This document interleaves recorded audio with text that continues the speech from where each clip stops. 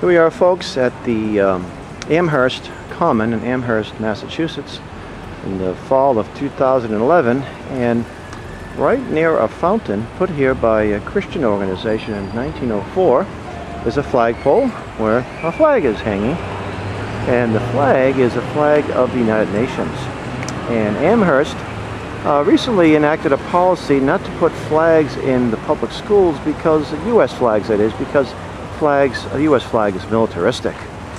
And while they may have something here just a little bit thanks to undeclared wars, but the real militaristic organization is not the United States so much as the UN. The United Nations is a war-making organization, and for those folks who have been taught that the UN is a peace organization, just look at its history.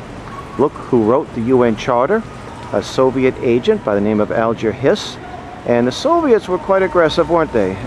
Stalin wasn't exactly a nice Sunday school teacher, teaching the virtues of freedom and limited government under God. No. And the Korean War was a total UN operation, which was still fighting. It was still there, folks. The war never ended. There's a permanent stalemate, or it tends to be a permanent stalemate.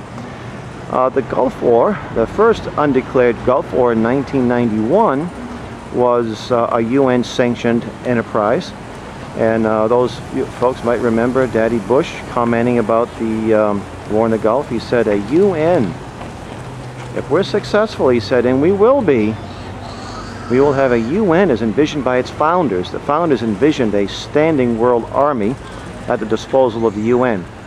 And I do recommend, if you want to know more about the UN, it's a bloody track record, its support of terrorism, genocide. There's lots of information out there. JBS.org is a good site for it. Some great books like Global Gun Grab, written by William Grigg.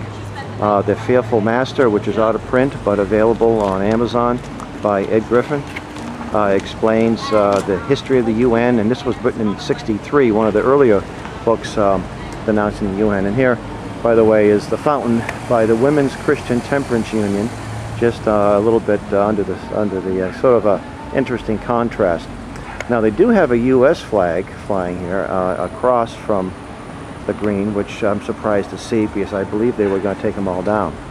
But again,